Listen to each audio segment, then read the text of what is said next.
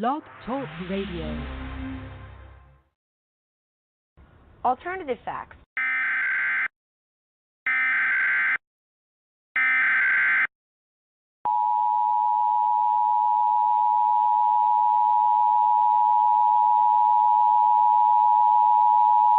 The following message is transmitted at the request of the United States government. At 12:07 a.m. Eastern Daylight Time, numerous unidentified objects of unknown intent and unknown origin were detected at high altitudes over multiple locations of Earth's outer space by the National Radio Astronomy Observatory, and these objects are presumed to be some form of controlled aircraft. It is not known if more of these aircraft will arrive, or if they will attempt entering Earth's atmosphere. United States citizens are encouraged to monitor local media outlets, as more updates will follow as information becomes available.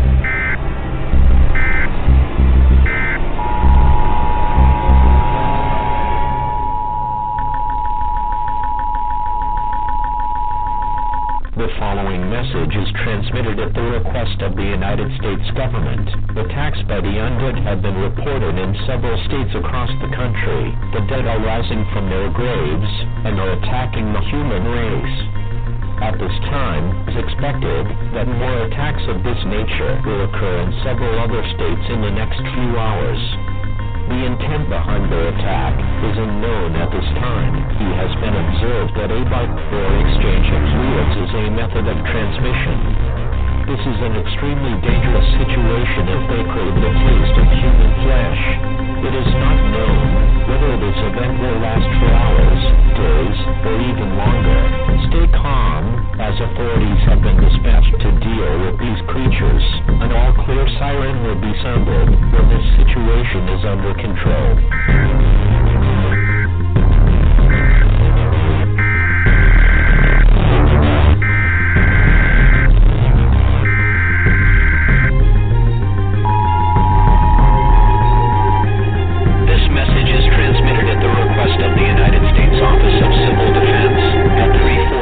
Pacific Standard Time, nor is detected a long-range nuclear missile launching. This missile is believed to be headed in the direction of all residents within a 400-mile radius of this area should seek a fallout shelter immediately.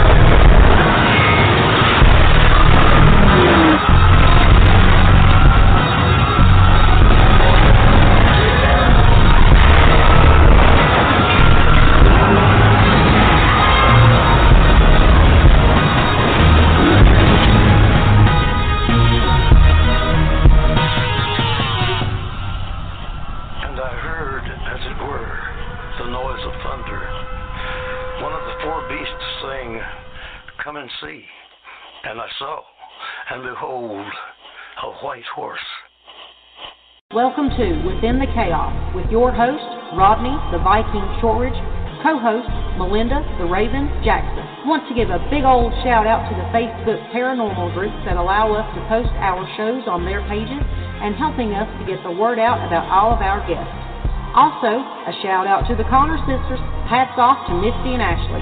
They are the founders of SOS Sisters of Salem Paranormal Research Society and host of their podcast, Paranormal Party. You can find them on Facebook under Paranormal Party. If anyone would like to speak to Black Diamond Paranormal Society, BDPS, to discuss your paranormal questions or issues, go to our website at blackdiamondps.org or email blackdiamondps@yahoo.com. As always, our services are free. Good evening, everyone, and thank you for joining us tonight. You can listen in by calling 516-387-1922, or you can go to the Vibe Radio Network website at blogtalkradio.com/Vibe Radio Network. For deep within the heart of the Appalachian Mountains, I'd like to welcome everyone and thank you for listening to Within the Chaos. My name is Rodney Shortridge, and I'll be your host tonight. along with my beautiful Raven, Melinda Jackson. First off, I'd like to give a shout out to my cousins up in Ohio, Jennifer and Joe Shortridge of 222 Paranormal. If you get a chance, check out their talk show. You can find them on Facebook under 222 Paranormal. Well, how you doing tonight, Melinda? I'm hanging in there, Rodney. How are you? I'm hanging. The older I get, the lower I hang. Let's talk about tonight's special guest. It's Dawn Short. Dawn is a medium, a consultant, a medicine woman, and a paranormal spiritual internet radio show host. So how was your week? Good week. Good week. And the fall's in the air, so I'm happy. God, it does feel good. I love it. Oh, it's cool It's air. my favorite time of year. And you know it's supposed to be like up in the high 80s next week. I know. That just Well, sucks. give us a little taste and take it away. I know. It sucks after we went through this monsoon season. Well, enough of our bullshit. Let's see if we can get Dawn on if she ain't hung up on us. Like most of our guests do. Well, it's my honor to welcome our special guest, Dawn Short. And Dawn, are you on? How you doing? Yeah. All right. It works. Yay. So how you doing tonight? I'm doing good. How are you guys? Like we said, we're enjoying the cool weather we're having now, but it's supposed to get back up in the high 80s next week, and we just came off about 2 weeks of rainy season, so Yikes. you know, depressed as usual. Y'all are talking about the high 80s, and we're facing a cool off at about 103. Well, you keep that cool off at 103. For real. You keep that wherever you keep that. I've had about enough. I'm a fat boy. You know, fat boys don't do good in heat. Make it sweat. It's awful. Well, Dawn, I appreciate you coming on the show, and thanks for the invitation. I sure do appreciate it. You're more welcome. More welcome. I always love to hear from different people and learn from everyone, and I guess start off with, you know, tell everybody a little bit about yourself. Oh Lord. Well, like you mentioned, I'm a medium. I've been involved in internet radio for several years now. I did some paranormal and spiritual shows. I even did a Disney-themed show. I do voiceovers for different aspects of radio and narration. I officially the team member of, 4 different teams throughout the United States. And, actually 5. One I'm a consultant with, so I don't, technically I guess it's not a team member, so to speak, more of a consultant. So I guess 4.5 if you want to, if we just want to go that route. But one of them involves being on call for missing person and cold cases, and the others are more of a typical paranormal investigative teams. Well, cool. Well, I want to start off with, to talk about with your, you being a member of the SAG, the Screen Actors Guild. Can you tell everyone, how you were able to become a member of the SAG, and from what I understand, at a young age, and also your experiences with Walt Disney? Well, that was, I'm 54, so you're talking when I was I was I was elementary school age. So it was a long time ago, and our parents had got the membership for my sister and myself, and we went and had the photo session and all that, and somehow I wound up at a couple different tryouts, and I wasn't sure exactly what they were for. I just did, the typical, the smile and the conversation, and a couple times I had to skip in a circle and see how we did there. Just a bunch of random stuff, and that's the one that I remember the most, because that was the one that was going to be for the second round, I guess, was going to be the new Mickey Mouse Club. Mm-hmm. Not the original one, but the new one that, gosh, I'm trying to think of some of the names that came out of it, but it was the first fresh one that was actually in color. Oh, cool. No, so, but I'm no longer a member of SAG. That was many, many, many years ago. And that's what that was for. So I was very, very close to that, but my dad fell very ill, which was terrifying. Luckily, he lived for many, many, many years to come. Got to be granddad and the whole thing. So just super thankful for that. Oh yeah. Hello, Dawn. Yeah. Hi. My first question for you is, you also do voice-over work. Can you explain to everyone what that entails and what type of voice-over work you do? Sure. It kind of happened by accident initially. I was with an internet radio network that was called Uber Radio Network, and I just kind of came across some people at another typical paranormal internet radio show years ago, and they were, come on over here and, check us out and see what we got going on. And so I did, and they called me. They were going to call a bunch of people. I was not a host. I didn't do anything with internet radio at all. I was just like a listener, friend, promoted the host and stuff like that as a buddy.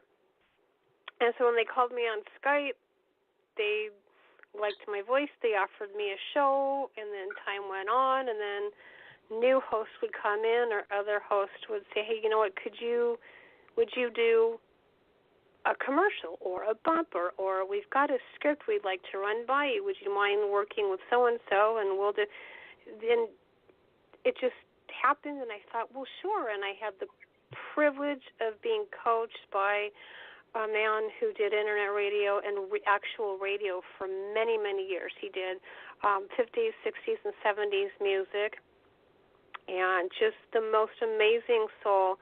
And he guided me along, and his nickname for me was Take Two, because when we did recordings, I would get the script in no more than 2 takes, which was super sweet. And that's kind of how things started. I went on to kind of trying to help out with other things. They were mostly paranormal, spiritual, some sort of miscellaneous entertainment, music shows, things like that, promoting different networks. And then I stumbled across a buddy that actually works directly with the Walt Disney Company through licensing.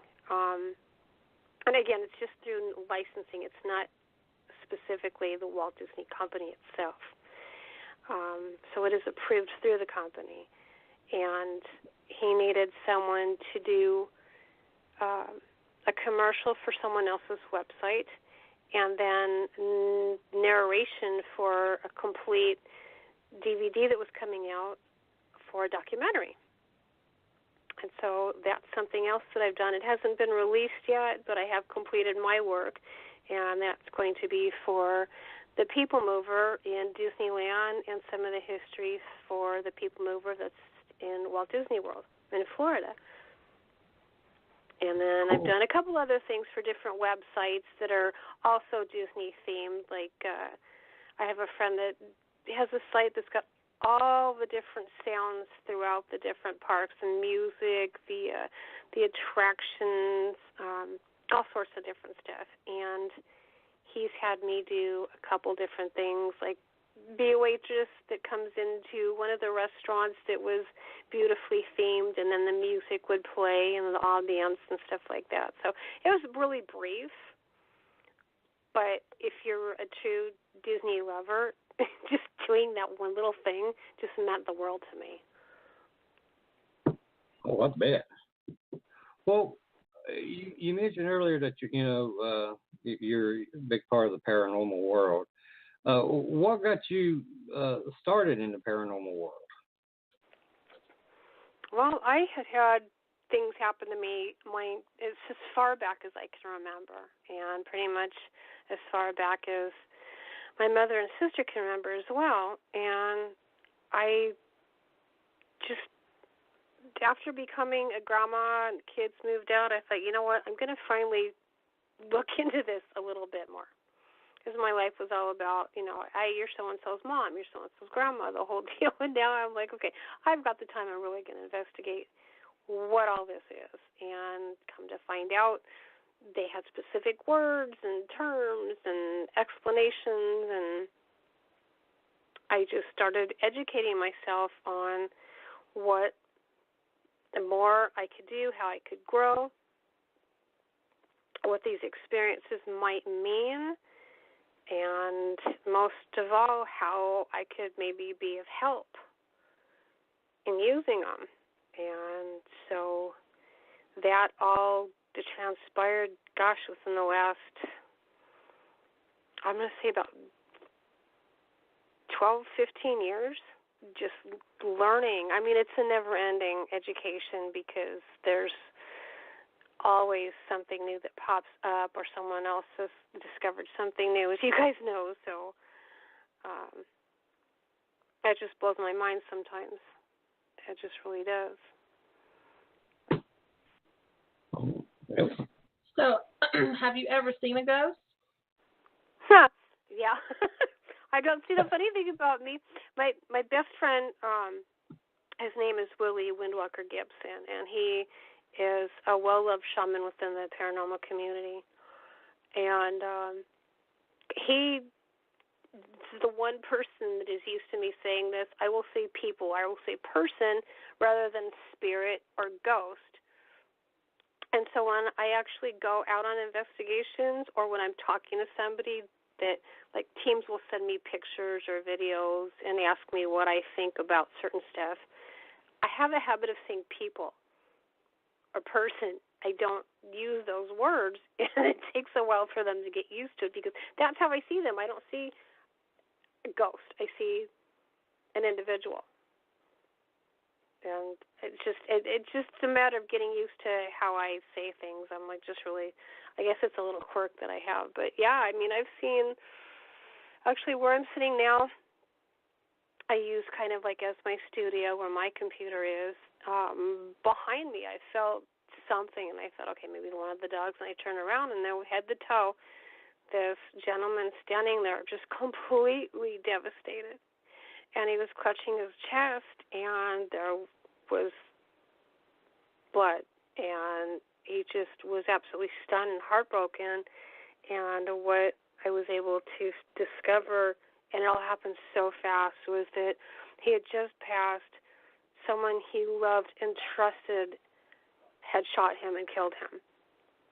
And I was trying to, I don't know how you found me, but if I can help you in any way, I'll try. And then he was gone, and I never saw him again. So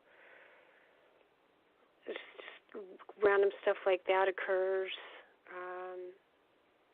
And of time, I've had to learn to like flip the switch and go, you know what, I'm going to bed. Catch me tomorrow after I had coffee, kind of thing. Yeah. Gotta have Joe. So far, so good. It doesn't always happen. Every once in a while, I have something,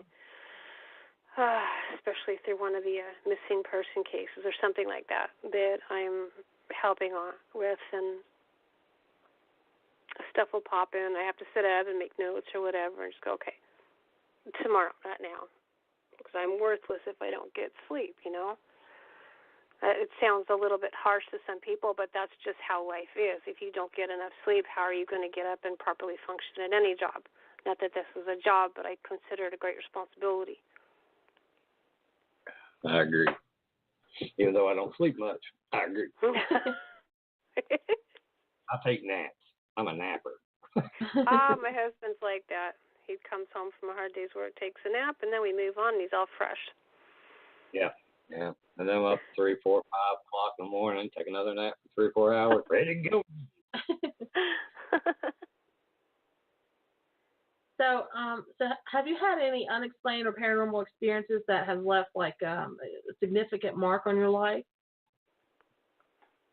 One of the earlier ones as a teenager that I actually experienced with family was pretty crazy. It always stands out when people ask me because I never figured out what it was about, why it happened. But the fact that my mother and sister were with me to validate it, something like that happens, you feel a lot less crazy when there's family there going, okay, I saw all that. So I was either in my last year or so of high school or had recently graduated. I can't recall specifically, but we were at home and there was like a big triangle-shaped room that we were in, and you could see into the front room and into the kitchen. It's a very open house. And so to the right of where I was would have been the door to the garage around the corner, just a little like wet bar area, and then to the right would have been a sliding glass door where you could go out back. Behind me was a little bit of space and a sofa. So I'm standing there, and my sister and I are talking to my mother, and I see from the wet bar area this male come flying towards me. I went straight up in the air and back. And he passed me, he was gone. Both my mother and my sister saw me shoot up and back, so there was no way that a body could physically do that on its own. And they kept flying over to me, make sure I was okay. I was really shaken up, and they asked me, especially my mother, what just happened. And I explained to her, and it didn't hit me at that moment, but she was so calm and understanding of what I was telling her that led me to believe that there was more to my mother than I was aware of also. And my sister and I had experienced some stuff together, too, just little stuff like sudden smells or knocking and things like that over the years. So, but that just blew me away. I mean, straight up and back. Yeah. Well, what's your opinion on what a ghost or spirit could be? Do you think it's, the soul or spirit of someone who's passed on, or do you think it's something else?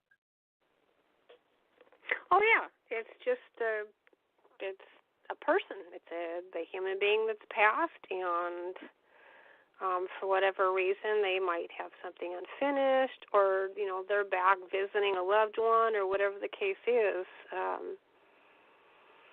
They've got something to do, or I do think in some cases it's residual energy. There's so many possibilities. I mean, it's just my opinion from experiences. I definitely don't know 100% for sure like anybody else, but that's just my feeling from my experience. Okay.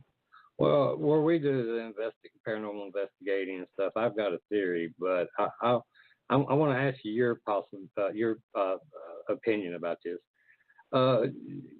What are your thoughts on the possibility that ghosts may be an image or a voice of someone from a parallel universe?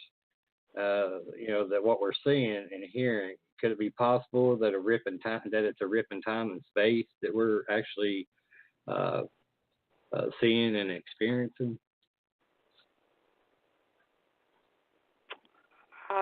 Rather than someone who's passed, you mean? Yes.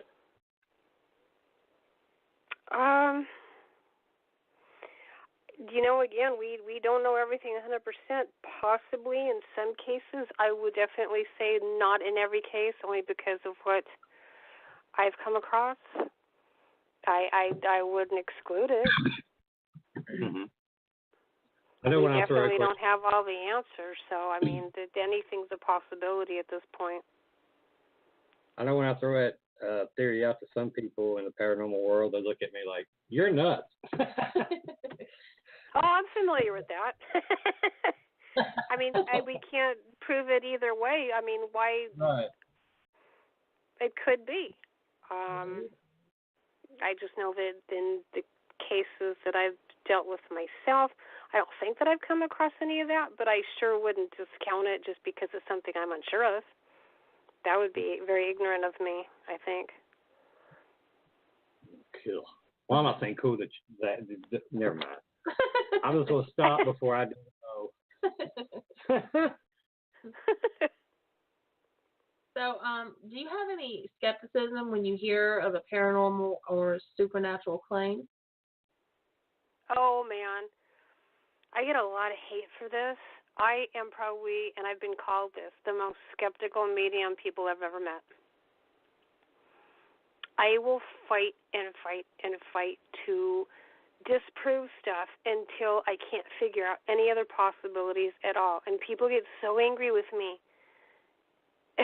They post things on Facebook, and they don't expect people like me to step in. And I'm like, okay, you've got a video, just an example, and all the activity seems to come from the one direction that's not on camera. And I can explain what could potentially be every single thing. Someone can be behind that door. Someone could have a string pulling on that. Someone could be around the corner doing this. And they get angry as hell. I'm sorry. I'm just doing my job. Did you expect to post this and not have someone call, okay, well, this is what it all could be, or you would just rather me go, oh, wow, yeah, that's absolutely paranormal. No, I'm not doing that. And people get very angry with me. But people like you that don't hold up, dude. If you could sit with me and hear some of the crazy stuff that comes out of my mouth validating police evidence when someone's missing, you might think otherwise. I got nothing to prove to you. I'm just saying there's legitimate possibilities that this stuff is being done by a living human being. That's what I'm saying. It might not be, but here's what it could all be. If you want to investigate the right way, or don't do it at all. I agree. I catch hell every time somebody sends me a photo or a video or something. I give them my opinion, and I put it in quotations. This is my opinion. Yep. And then, oh, no, you're wrong. You don't know what the hell you're talking about. I'm like, well, quit sending me the shit, man. Thank you. Oh, my goodness. I mean, I just wasted, an hour of my time looking at your shit and to give you my opinion, and then you don't like my opinion, so fuck you. Go on. Leave me alone.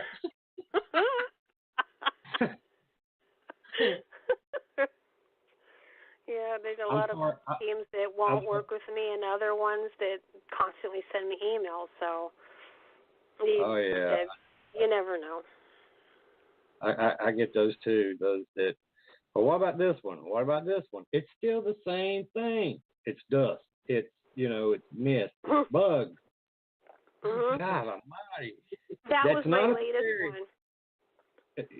Mine was one, I argued with this lady, I bet you for 2 days, that she said she had a fairy photo, and it was not a fairy. It was a moth with its legs hanging down. I even have a picture of it. And I compared them, and she was like, no, that's not the same. Where did you copy that? I said, I didn't copy it. That's my damn photo, bitch. God almighty.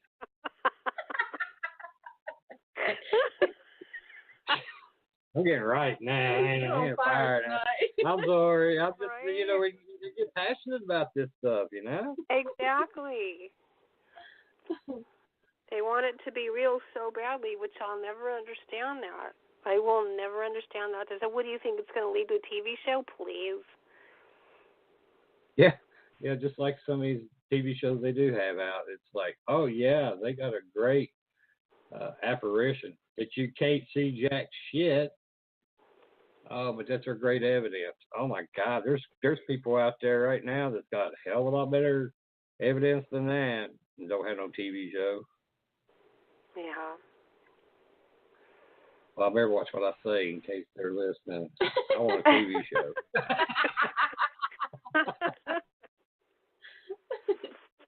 Yeah, we all got to pay our bills. It's just the people that don't do it that assume, that this is what even if it's not there on video, oh, I came across this, look at this. Can you believe this? Well, no. Nope. No, I can't. Nope. Why? unless I was there to see every aspect of it with other people, at least 3 other people, not by myself, with 3. I want 3 other people with me that I know well. Then no, I'm going to have doubts. So I've got, there's unfortunately, and it's just the nature of the world, there's more good than bad, but the people that are with me, like you are, understand that's how I am. You're not going to change me. This was just the way it is. Now, there's more people out there that are like, somehow they keep me on their Facebook page as their friend, but they hate the fact that I will say that here's what it could be that's not paranormal, supernatural in any way, shape, or form. So, well, wasn't put on this earth to hold your hand, so I don't know what to tell you.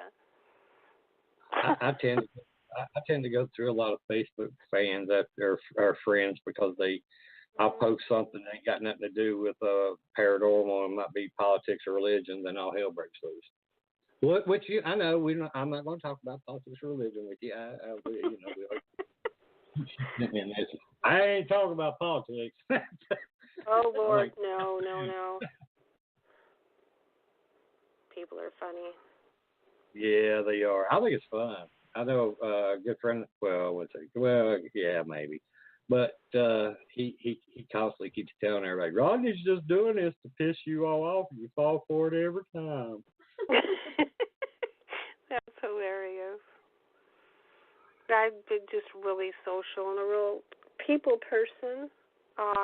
I try and be positive, make people laugh, and just try and be very real and genuine, even if it's stuff that people say, oh, my God, what's wrong with you? Well, I'm human. What's wrong with you? I mean, that's part of why I have the friends that I have, because they know I'll be brutally honest and tell them the stupid stuff that I've done and how funny it was. I just, I know there's people out there, like I used to be one of them, that feel alone when crazy stuff happens to them, and I just put it out there to let you know, hey, you know what? Get a good laugh, you're not alone, and then let's move on. Yeah, moving on is hard. Whether it's paranormal or not, I don't care. I agree with you. It's a level of respect. A lot of people don't have the respect that used to be around years ago, and I know time changes and stuff, but, be mindful of other people's hearts and feelings and to a point, but don't be doing so that you're scared to speak. Mm-hmm. Because all that's going to do is show the young ones, you know what, I should be afraid to speak up, and that's the last thing in the world we want. Exactly. And when you speak up, know what the hell you're talking about before you say it. That's my biggest fault with a lot of these people. Oh, my God. Oh, there's this one lady on my... Oh, Lord, I don't mean to jump off topic, but this bitch says shit that even... I know everybody that agrees with her sitting there scratching her head going, what the hell is she talking about? Oh, I know who you're talking about. You know who I'm talking about. Yes, I do, because I got in on that. Oh, Lord have mercy. That woman drives me nuts. And I told her, I'm like, will you please leave me? Did you really? Yeah, she won't do it. She won't do it? No, because I keep taking a high ground. I keep saying, I don't delete nobody. I don't care about their opinion, even though her opinion drives me butt shit crazy. Yeah, she's out there. And if you're listening, you a dumb bitch. I'm telling you. Oh, you know who you are. You know who you are.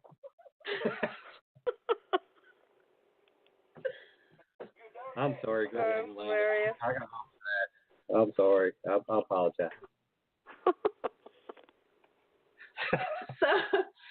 So, when you communicate with these spirits, how do you go about doing that, and what are they saying to you? Oh, girl. It's wow, where do I begin? Loaded question. sometimes it's so random. It's ridiculous. I been minding my own business, and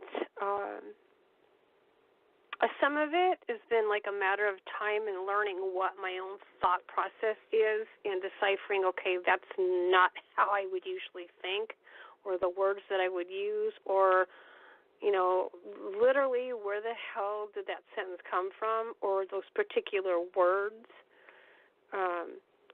And just making sure that I write them down and see what, it's just like someone would take a part of a puzzle and just throw it up in the air, and I got to try and put it back together again. A lot of times it's so random, but it's just not for me. It's like stuff that goes through a filter, and I only get parts of it, and then it's all gone. Other times it's an actual part of a message for someone. It could be no big deal. It could be a matter of, okay, so-and-so, tell so-and-so to be mindful of going to whatever store, turning the stove on, whatever, just little stuff. And other times it's directly related to a specific thing, like someone will, would you mind looking at this picture from an investigation? Sure, just tell me nothing else, please, because if I get too much information, I tell people, don't take that. That gives me stuff that it just clouds everything. And then anything that I get from that point on, I'm going to second guess, and then I'm just going to say, I can't anymore. You're going to have to go to somebody else. And so for pictures and things like that, sometimes the story will play out, or just certain words will come across. Other times I'll see something go by me, and just a few things will cross my mind, and I'll just be mindful of that, and just wait and see if more comes, if they come back, or if it was just a matter of, hey, I happen to notice that you're a medium, and I was passing by and just wanted to say what's up, and I'm moving on, kind of deal. One of my friends described it as like I'm a lighthouse. Not just me, but any medium. You're a lighthouse, and they can see the little beam and the swoop and say whatever, and then be gone and move on to the next one. At least they know someone heard them, kind of deal. So it just all depends. There's so many ways it can come out through a reading. I've been asked to do a reading, just a random, see what comes up, and then someone's dog that passed away 15 years ago, their name comes up. Like, how the hell does someone's dog? But it was a family member. It was someone that was loved, and they want to come through and be acknowledged. So it's also different and bizarre and weird and wonderful and mind-blowing, and there's times where I just wish it would not happen. I would not see the things that I see or hear or feel or smell. And there's nights where I go to bed and I actually sit straight up because I am surrounded by smoke, burning wood. And I'll get up out of bed, even though I know it's probably what's going to happen. I always get out of bed and I check the whole house, and I go back to bed and I sit there, smells totally gone. And that's someone's way of letting me know, just to be aware. And what I've come to believe is that is one of my spirit guides letting me know that I will either be approached or something is about to occur that I need to be aware of. Many times it's a missing person case that's going to involve way too many of my emotions. So it's pretty much just a heads up, but I'm like, could it not be burning wood in the middle of the night? you know.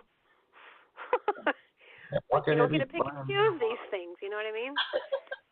Yeah, why can't it be burning weed, man? That'd be some good Right? shit. Yeah. Thank you. Maybe I'll look into that. Dude, could you? Yeah. Just bring a bag of weed when you come. It's killing me. In the daytime, sometimes it's tobacco, which I don't mind that. That's one of my Native American. What do you say? I said you're getting a little closer. Yeah, a little bit. That's hilarious. But I'm trying to differentiate which, because I've got a few, which of my spirit guides does what. There's a couple. There's a very young Native, and there's a few others. So I don't know. I haven't been able to be able to break that down yet. All I know is I could do without that burning wood in the middle of the night again. That makes me crazy. We're kind of used to it right here in the mountains, especially winter. Oh, jeez. Keeps her ass warm.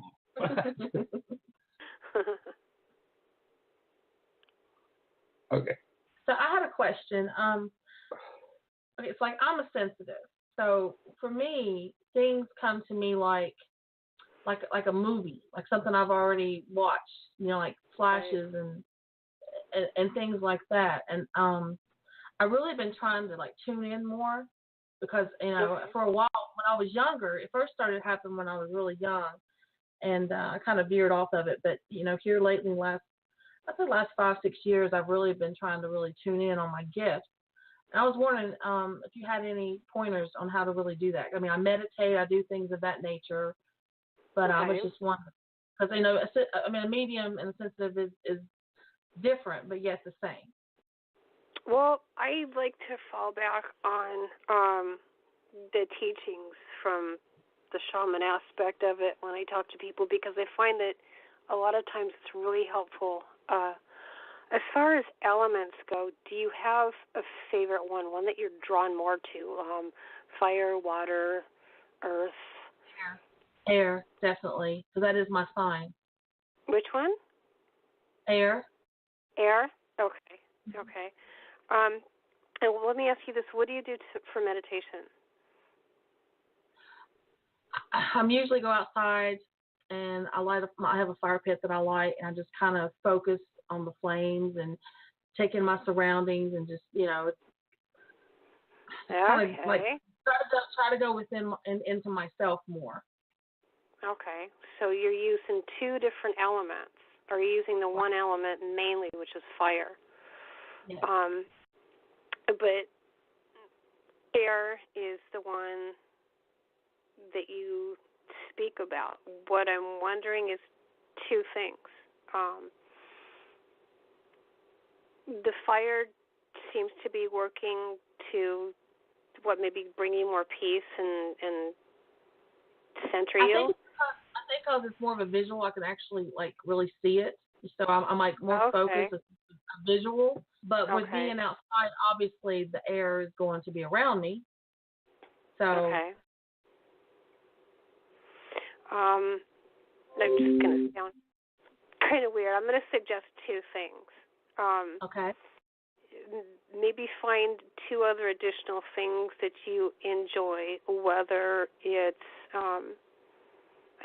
again, it might sound weird because it's air, some sort of scent, or if the feeling of air, like whether it's a fan, somewhere where there's the motion of the air. You know what I mean?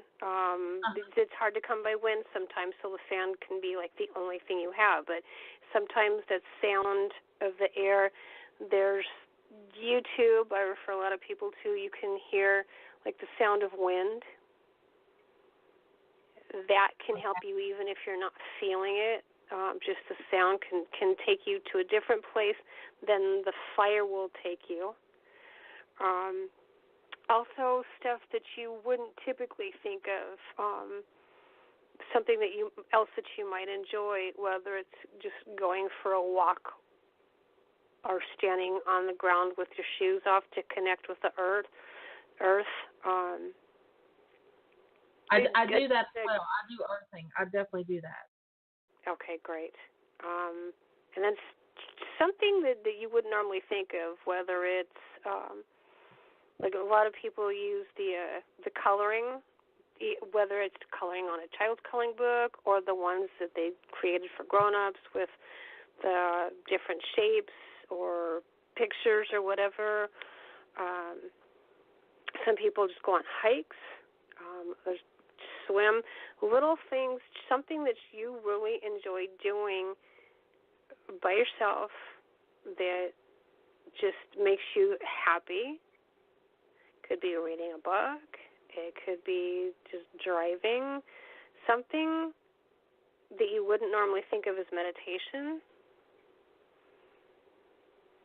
is going to help you. Okay. Thank you. Something that's not the typical meditation. Something to take you, I want to say, veer you off track a little bit. Right, I understand what you're saying. Yeah. Right. I have a dear friend that could not for the life of him meditate, and he was convinced, and people told him, you have to try. You have to sit with either a video or some sort of audio and do it that way, and he could not. I'm like, okay, don't do that anymore. What's the one thing that you love to do? I love to go hiking. I'm like, there's your meditation right there. It's like, what the hell are you talking about? I'm like, dude, trust me. Go. Find stuff. While you're doing this, notice if something catches your eye. It could be a rock. It could be a leaf. It could be a feather. If that really has your soul drawn to it, pick it up. Take it with you. Collect those little things and keep them and watch what happens after time. Sure enough, it worked. Meditation and connecting with yourself and then opening up to connecting with the spirit world is so individual. It's not cookie cutter. It's not we all meditate this way or that way or that way, and that's the only option. There's so many different ways, and we just have to discover which one or several, which would be in your case, because that's me too. I'm water, different sounds of the ocean, things like that, and I've got some other stuff as well, certain scents, but it's not all so cookie cutter like so many people like to push. It's so individual, and you'll find your little niche, and you just take your time, don't rush it, and you'll be, oh, that's it. That's what I need to do more often.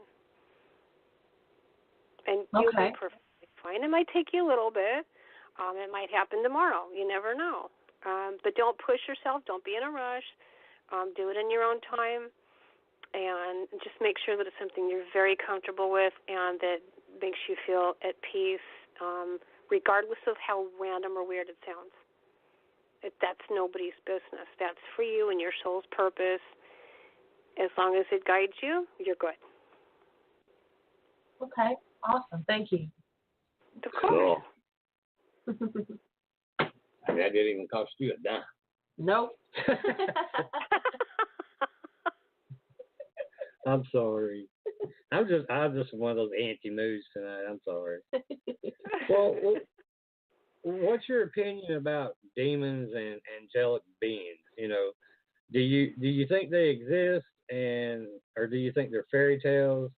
And have you had any personal experience with either?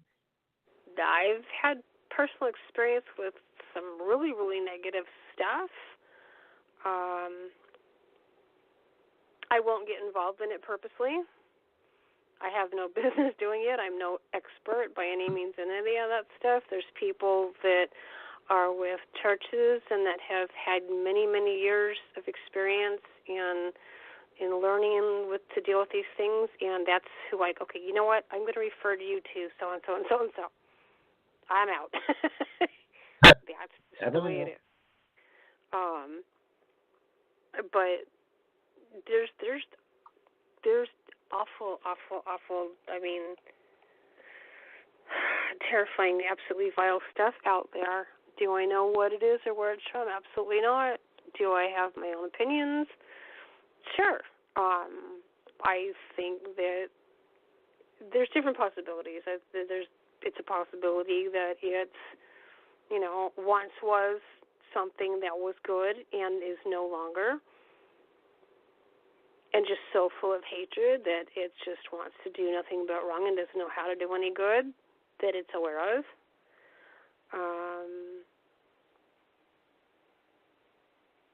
Can it be stopped? Apparently it has in many cases.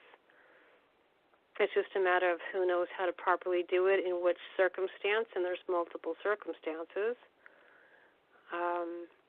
As far as anything real specific, I, honest to God, don't have any of the answers because of the variety of things that I've heard of, learned about, or experienced myself. I just don't know enough, and I don't know that I ever will. The negative stuff that I deal with is the most that I can handle, which is the visuals of the little ones that have had really bad things happen to them, and their families aren't going to get them back the way they hoped. That's about as dark as I can go. And to me, that's the bottom of that pit of hell.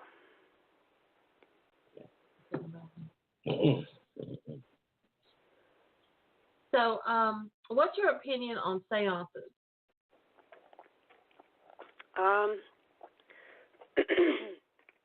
I don't think it's a good idea myself. I guess there's people that do it that don't have anything bad happen to it. Me, I mean, why stir the pot? Literally. It's just like being in your own home. You open that door and you think that's one person there. It could be someone totally different. Just because it has a uniform on doesn't mean it's someone that's not going to stab you. That's life. You open the spiritual door. You don't know who's coming in. How are you going to tell me 100% you've got control over that? Now, some might say that doing a reading might be different, but I am surrounded by protection, and I'm speaking to one individual on the phone or in person, and I'm well protected, and I'm only dealing with their loved ones in that particular area, and if I feel uncomfortable, that's the end of that. It's over. We'll reschedule and start over. Done deal. I don't play. What about people that do that have seances and charge money for it? Well, I mean, I couldn't do it, but that's just me.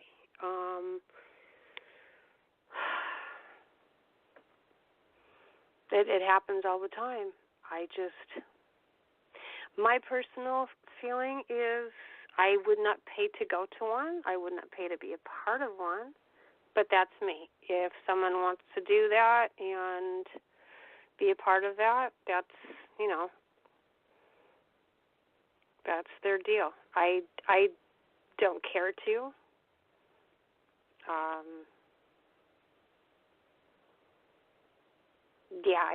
I deal with so much as it is that I don't feel the need to do something like that and possibly take something home with me kind of thing. I got enough uninvited guests. I agree.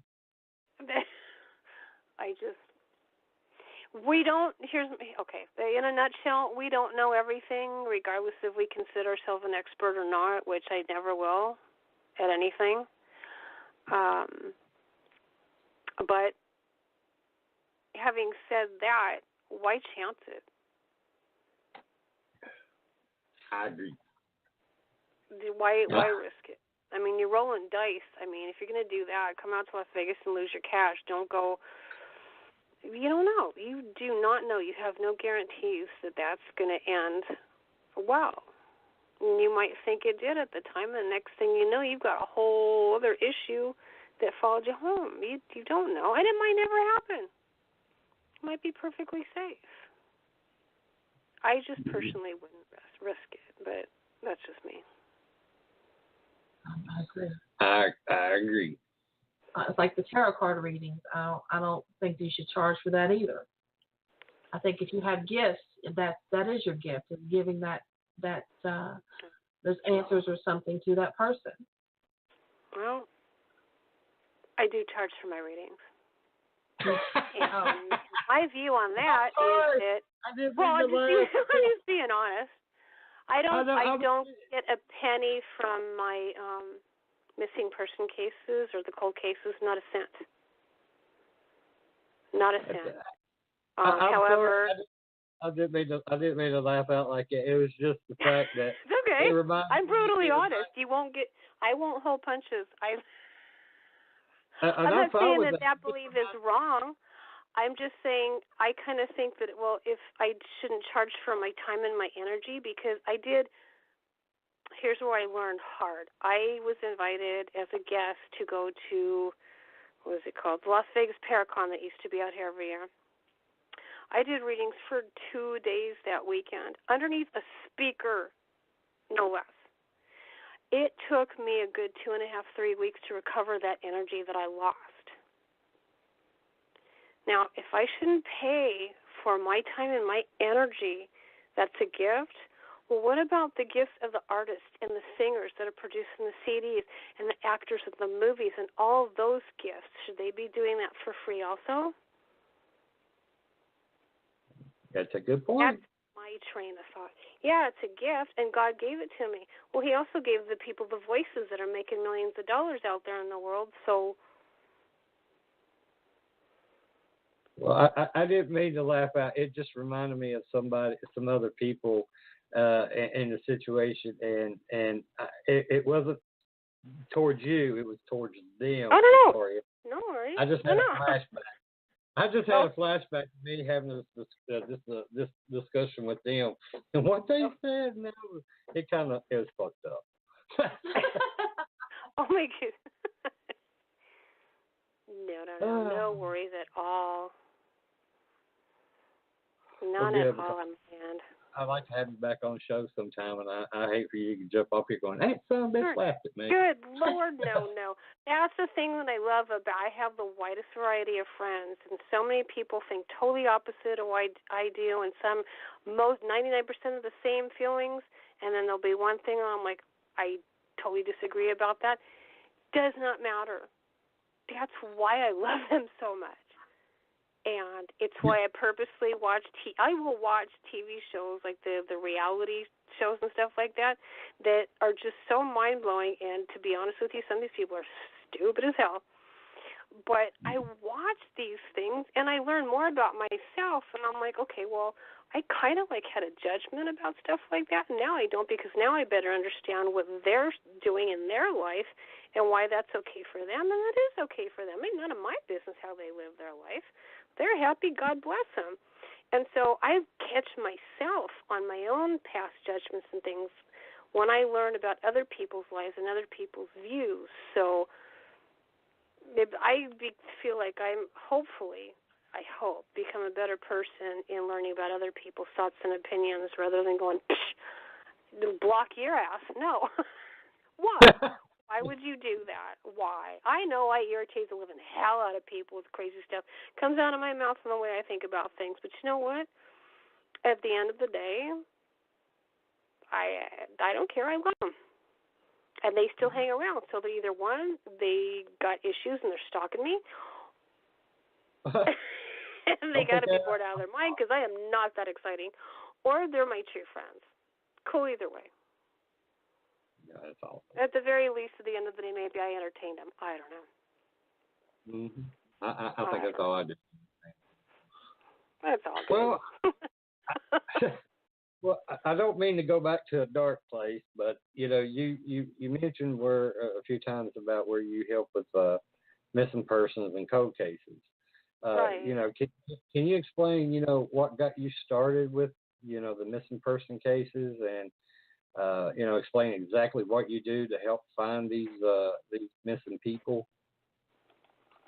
Well, initially, before I even became a part of this team, I just stumbled across a picture that someone had posted, and they wanted to get information from whoever was willing to provide it in a private message, not on the actual picture. So I'm like, what is going on here? So I clicked on the picture, and next thing I know, this stuff is playing out. It's like the picture became this video, and I saw someone come up behind her, and just things to the left changed, and I saw stuff happen. I'm sitting back going, what the hell?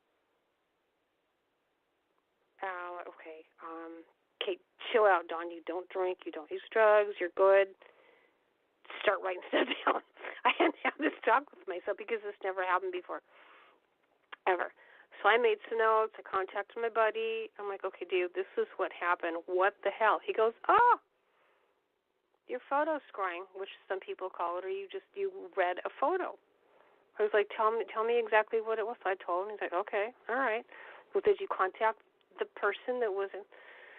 No, because I just thought I lost my ever-loving mind. But now that you told me what's going on, okay. He goes, no, go ahead and, if you come across anything like that, keep doing it. Don't stop, because that's another part of your gift that's probably just starting to grow, and you'll need to let it progress as time goes on. So anyway, that happened. Certain people throughout my life on Facebook would go, hey, I need your help and whatever. And so they're almost constant in contacting me privately with certain pictures and stuff. A couple of years ago, I'm contacted by two people that I've known and loved for a while, and they wanted to put this team together. They haven't made it public yet, but they gave me the gist of it and asked me to think if I would, if I had the time to put into it, every case wouldn't be mandatory, and all the details, what would be required, or not required, but asked of us, and so on and so forth. And I didn't even have to think about it. I'm like, absolutely, I'm in. So I was one of the original people, and they put this together. And when something comes up, it's one of the two of them will look through all the information, because a lot of times people will submit something as a missing person case, and we have to be very careful, because a lot of times it's someone will post a picture and they'll say, have you seen this person? And it's an ex looking for this person, and if you find them, they're in danger. So one of the leaders has to validate that there's authorities that are in fact looking for this. This is indeed a missing person, that it shows up as a missing person case over and over again on different venues. And then we are given limited information. Many times we're sent a text, and there's a picture. Sometimes there's a little bit of like a location, and that's really it. And we submit our individual findings, or depending on how far it's gone by the time we receive it, we either get a phone call within an hour, or we call as throughout the day as we can. And because we are all over the United States. Not one of us lives anywhere near the other. And so we just go through the process differently. Some of us work almost identical, which is kind of crazy. Y'all know when I'm on the phone call and I'm giving the information that I have, I hear laughter, and I know that that means that I'm saying pretty much something that somebody else has already said. And can be very rewarding when somebody's found and they're safe. It can be very, very awful and heartbreaking when they're found but they're no longer living. There's been cases where so much time has gone on that there's no doubt that they probably have passed, and I've found where this person was. Real specific, and they went back to the family, and the family says that was something that the original suspect was going to be reinvestigated, which is really weird. I didn't even know there was an original suspect. And so things can sometimes go backwards, and then they wind up putting all the pieces of the puzzle together. Anyway, it can be a real nightmare, especially when there's the little ones. It can take me a very long time to come to terms with things like that. And it sounds odd because it's somebody I've never known, but if, sometimes there's just too much information. There's smells, there's sounds, visual stuff that I could go my entire life never seeing. And it's heartbreaking, and it's disgusting, and it's worse than any other nightmare that you've ever experienced. And people ask me, why do I do it? I know what it's like to have a loved one go missing. And I feel like I can't not do it, which some people don't understand, but that's just the nature of it. I can, and so I feel like I have to. I'm supposed to. Even though my husband will catch me crying, sobbing once in a while. With some of these cases, you see a little one in such a way that should never, ever, ever have occurred. There's monsters out there in this world that are very much alive. It's sickening, but anyway. Now, do you just are able to focus, I guess, or this comes to you with cold cases, or can this happen with just like recent cases like what happened in Colorado?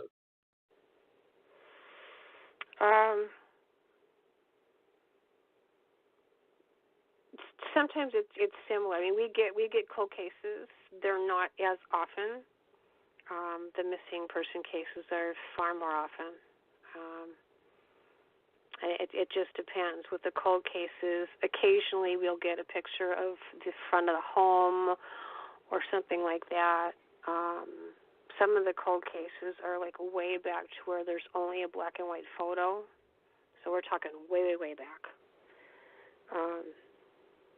And as a team, oftentimes many of us look at the same thing. Some of us won't get but maybe less than a handful of details. But when it's all put together, it's amazing. And then we all can't always participate because we all have lives of our own that are, different time zones, et cetera, et cetera. But for the most part, it's pretty similar as far as we're looking at the same exact picture, and we just have to see what, if anything, unfolds and make our notes and report back. Oh, cool. I don't mean cool, but that's great that y'all doing that. Well, it's become this family situation, and it's one of the neatest experiences I've ever had in my life because these people are so full of love and compassion for people that they've never met before. And that aspect of it alone is just mind-blowing to me, that people would come together like that. So it's just the most special individuals. They really are.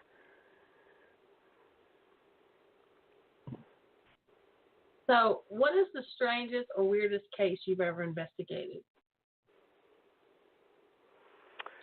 Oh, boy.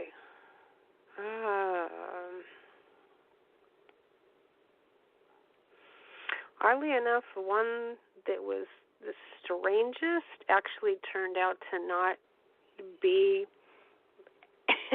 really anything spiritual or paranormal in nature. And that's why it was so odd, because if you didn't think to look in certain areas, you would never have known any better, and you would have sworn it was. With the exception of what this lady had. Let me see how I can make this a really short explanation. They did the pre-interview and the whole deal. Asked all the mandatory questions. Everything was taken care of. We go there as a group. My main thing is, don't tell me anything at all, which was it was weird because this team wasn't used to that. The mediums would want to know some information. I didn't want to know anything. So we go into this lady's house, and there was something not right, but none of us could pinpoint it. All the equipment was put up and everything. We're walking through, and I'm looking around. I'm like, something's weird. And this was before we busted out the handheld stuff. And so I'm looking around, I'm like, something just seems off. And so I went outside and I looked, and to the right of the house, I'm like, a couple of you need to come over here with me. And they walk over, and did you guys see this when you first came here? And like this, they had this area blocked off. I'm like, look at this. Great big power box. Huge. And there was wires all over the place. I mean, old school. All over there. I'm like, that's part of the problem right there. I guarantee it. So I go into the back of the house, and sure enough, they've got electrical wires running on the ceiling, all up and down the walls. I'm like, oh, Lord. So, we talked to her. We went through the whole thing and just made sure that we were all thorough and everything, and talked to the husband and wife. And some concern came up about some books that she had, so I had her bring those out, and there was some witchcraft and just all sorts of stuff. And so I had that conversation with her to see if she was trying to get involved in that stuff and maybe bring some sort of spirits through or whatever. And then we left.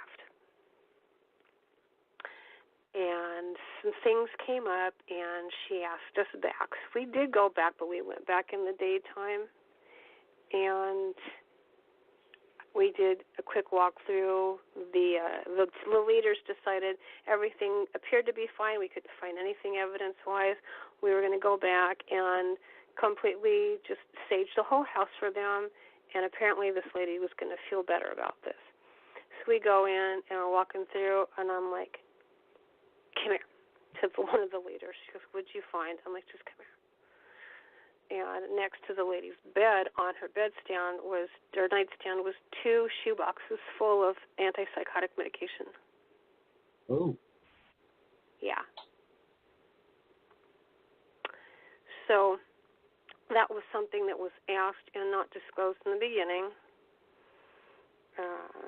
The kids were there, and I guess they were interacting with the parents a little bit, and with certain questions came about, I asked permission if I could talk to them in front of the parents, and their answers were so scripted and robotic.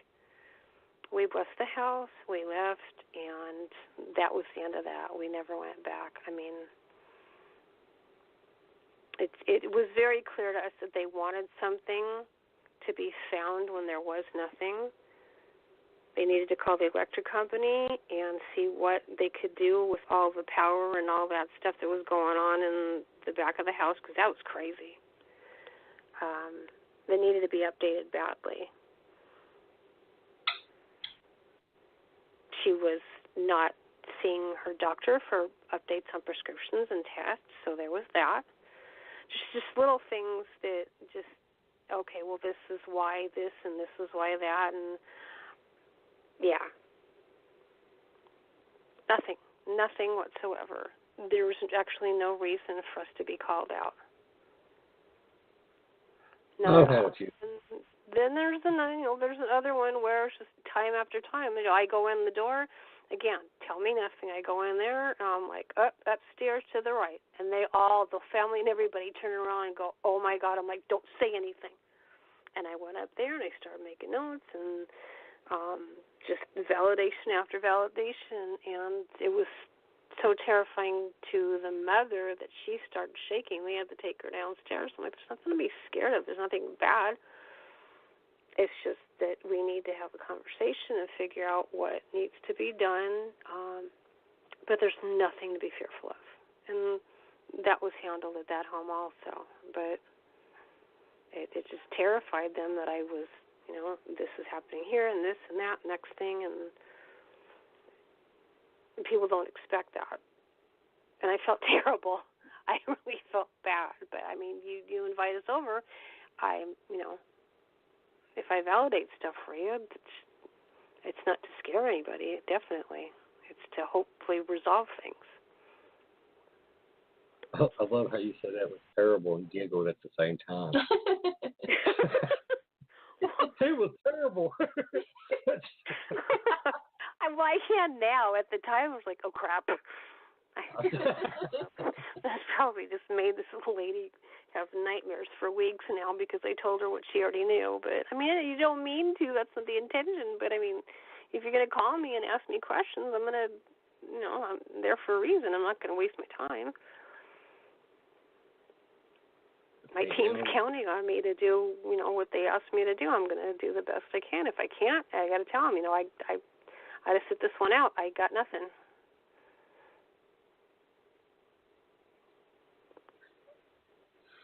So, what has been the success rate in finding the missing people?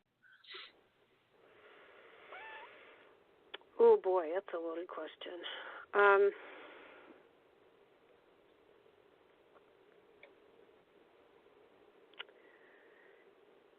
I don't have an answer for that. Some of them are never found. Many times they are involved in human trafficking. And they are out of the country and they might never be found. And unfortunately, sometimes their bodies are dismembered, and that's a whole other nightmare. Then you've got the other ones who take so long they have difficulty identifying them. And then you've got the ones that are found, but they're never going to be the same again. I don't know. I honestly, I don't. I can only speak for the ones that I've been involved in with the team. And the majority have been, and I use this term very loosely, successful. Most are found after the fact, and a lot of times once we get the case, they're already gone. They've already passed. There's been other times where they're found and they're perfectly fine, or there was a misunderstanding. There's the runaways, but nobody took them. They left by themselves. So, and they think that they have been taken. I mean, that's what many families would assume. There's no way he or she would have just taken off, when in fact they did. Or a family member is actually involved, and no one would have suspected it. So I would say this, the successful ones are the ones where the loved ones brought back still alive and okay. Now, do you get any help from the authorities, or are the authorities ones that contact you, or is it just the families, or never directly? Oh, okay. Never ever directly.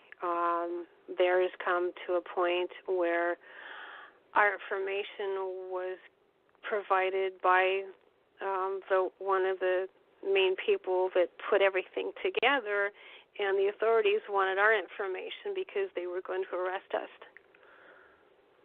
because we knew too much. And so, well, you're going to have a hell of a time doing that because they're all over the United States.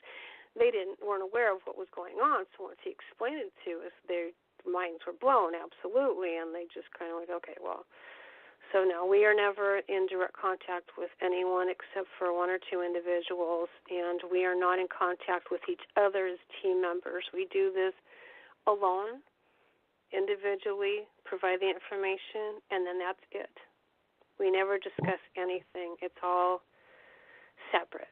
Are we aware of each other? Yes, because we have the meetings to update us on, things that maybe we all weren't aware of, how this one particular case ended, or what might be coming up next, or when the next meeting will be, or, maybe someone wasn't able to participate, so we bring them up to speed, things like that, just little things. Or just a thank you. Sometimes that's all involved is a thank you, and that's really it. But other than that, there's no interaction at all with authorities or anything otherwise, yeah. I'm going to change speeds here a little bit. I know you mentioned that you was taught by a Native American shaman. Can you tell us about your shaman and what exactly was you taught? Oh, man. Well, this is actually one of my favorite subjects because he's family to me, him and his wife. I met him in doing my first radio show. I asked him to be my guest. We started talking, and I started talking to his wife and just fell in love with her and learning more about what he did. And he didn't have any children of his own, and he wanted to pass this down, which is, I guess, what's fairly common. And so we happened to both go to a paranormal convention out in Kentucky, where I first met him face-to-face, met him and his wife, and he pulled me aside and said, I wanted to talk to you about a few things. So he ran a couple things by me, and I just thought we were having a chit-chat and doing some neat stuff. And he was teaching me some things as I consider him a best friend and also a mentor. So I'm going through stuff. I don't know anything any better. And he goes, okay. He goes, I just tested you on so many levels. Like, that's what you were doing? He goes, yeah. I'm like, well, you turd, what the hell? And we're laughing. We're having a good laugh about it. And it was very deep and very spiritual, and it was pretty wild, to be honest with you. He said, okay, now I want to talk to you about something quite serious. I don't have any biological children. I'm like, okay, you're scaring me. Are you all right? He goes, yeah, I'm perfectly fine, but I don't have anybody to pass along my teachings and my learnings to as a shaman, and I would like to know if you would do me the honor of taking on I'm sorry, my dog's in the background. Those teachings. Like, I would be absolutely honored. And so I did. And he's taught me so much that I can't even believe, from different spiritual aspects to the animal totem cards to just running by different stuff, like I told you before, the reading of pictures and just questions that I can run by him, the making use of elements, just all sorts of stuff as a shaman. And I since was approached by Native Americans to this lady in specific that actually went to validate him as a Native American shaman. And she said, to me, which I consider an honor that she talked to me specifically. As far as being a shaman and being called that, you use medicine? I said, yeah. She goes, as Native Americans, I can't remember exactly how she put it. I have it in a message somewhere, but she basically said spiritually, you should call yourself a medicine woman. And so I told Willie, and that's also who gave me my name of, I'm just having a blank. Oh my gosh, I'm having a senior moment. I had it written down. He gave me my special, I guess, shaman name. And it was a great honor. I never heard of anything like that. And I couldn't believe something like this was happening to me. It didn't seem really real, but it was just such a great honor. Bright Star is what he named me. And so I guess that's what anybody that goes through something like that is given. They're given a spiritual name by their mentor. What tribe is he from? He is he's Cherokee, but he's what does he call it? I'm trying to think of what he calls. He's Irish, Celtic. Well, that's So right. he's got the combination of the two that really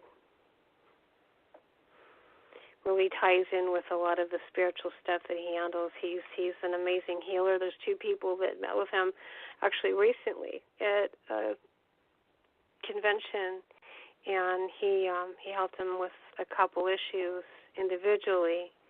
And I feel, hey Willie, did you see so and so has mentioned you publicly in helping them with this physical ailment? And he's so sweet and so genuine. He's like, no, I didn't know about that. And so he went and read it. He goes, wow, thank you for telling me. I had no idea. Another day, someone else pops up. Yeah, I met him at the convention, and this happened, and the doctors can't explain it. I'm like, did you see this? No, I had no idea, but I do remember talking to him. So he's just the sweetest, most genuine soul that I've ever met. He's hilarious, too.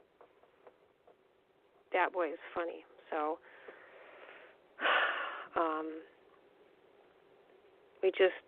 he's my best friend, and I can't say enough about him, and he's taught me so much, and it's just one of those life experiences that you never expect to have,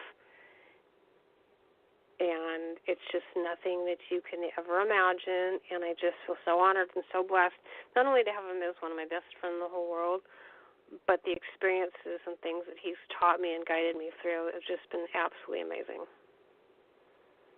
Absolutely amazing. Does he have any pagan beliefs? I mean,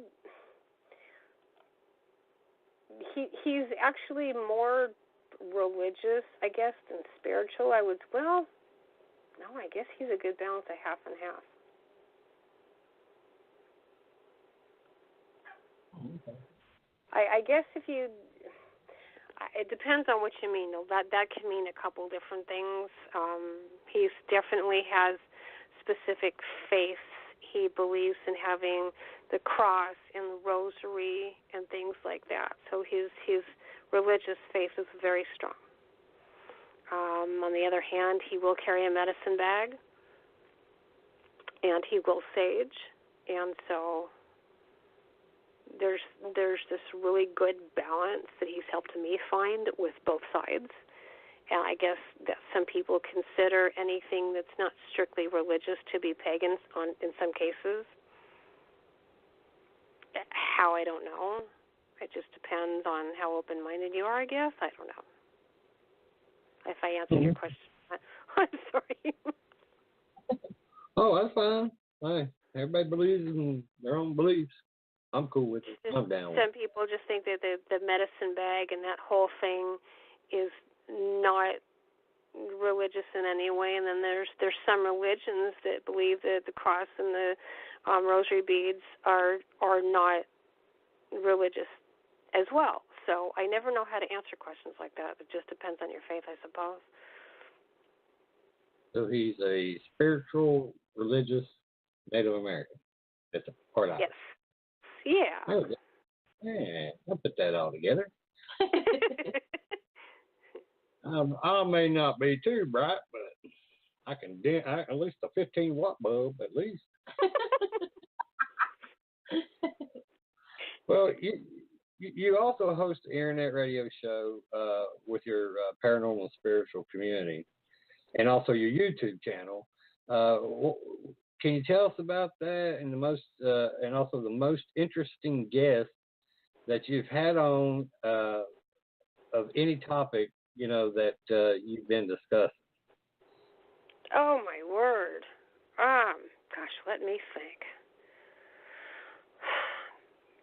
I would have to say, I did the paranormal spiritual shows for several years. That was my first talk show. Co-hosted with a few people just as a stand-in for a few years off and on, and then I did my Disney show. And this was not easy. Wow. There's a few people, I guess.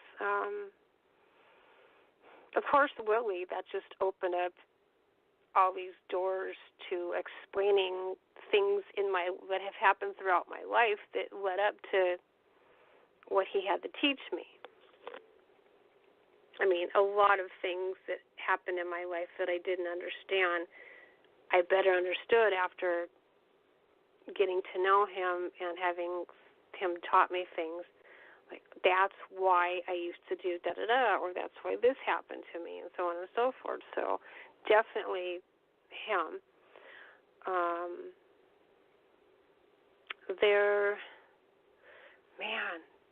You're talking like 7 years ago. I got to go back through files in my mind, and half the time I can't remember why the hell I walked into the kitchen. Oh, let's see. I walked in the kitchen 3 or 4 times and walked back out going, what the hell I keep coming in here for? That's me. Oh my word. Some good friends throughout the years.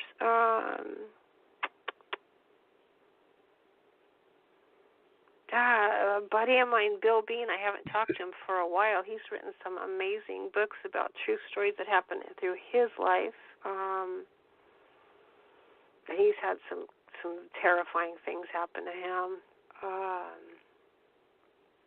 I know one that stands out in my mind that is not paranormal at all, which was just a dream come true. One of the few that I did, I interviewed a gentleman named Bob Gurr, who actually worked with Walt Disney to create a lot of the attractions in New York's Fair, which, the Small World, the People Mover, which wasn't the same People Mover as it was ultimately in Disneyland. He actually helped with one of the, it used to be a pirate show out here at one of the hotel casinos. I never went to college specifically for engineering or anything, but is an absolute genius when it comes to creating things. Walt would hand him a picture or papers or description of something and go, I want this, and I'll be doggone if you didn't come up with a way to do it. And he's funny, he's just mind-blowing, the intelligence and the personality, the spunk. He's got such amazing stories to tell about so many different things, just not what he created, but his interaction with Walt, other people, things that he had to experience over the years, things that he does now. He does these tours. The man has so much energy and personality for someone his age. That's just mind-blowing, and it was an incredible experience to me to talk to someone with so many stories and just listen to what he had to tell. And there's the guy, Bill Farmer, that does Goofy's voice. That was priceless to get to interview him. He's just amazing, and the talent and the stories that he has to share were just wonderful. So, and then there's the interviews where it's like pulling teeth, where you get the one-word answer to these people, and they've written a book. Yeah. So you took the time to read their book, and they're just going, yeah, no, well, yeah. I'm like, oh God, everybody pray for me. It's like you can read the book where you're interviewing them and ask them a question as you go through the book. I mean, it's just, oh, I've been very, very fortunate to be able to make friends with a lot of the people that I've interviewed, some people that have had conventions. Keith Age, super, super neat guy. I'm trying to think, my word. It's just so many different personalities and so many different experiences and things that they've taught me with their lives, things that weren't even supernatural.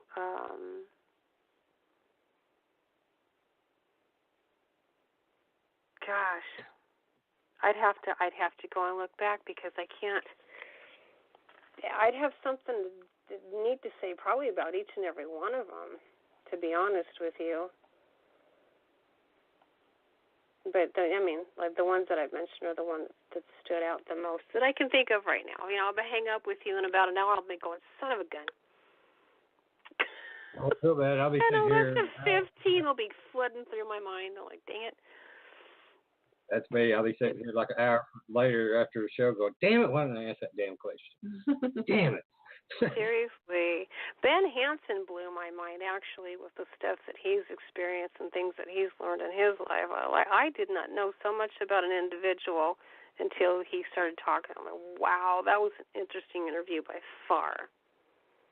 And I got to meet him at the convention as well. Very, very interesting individual.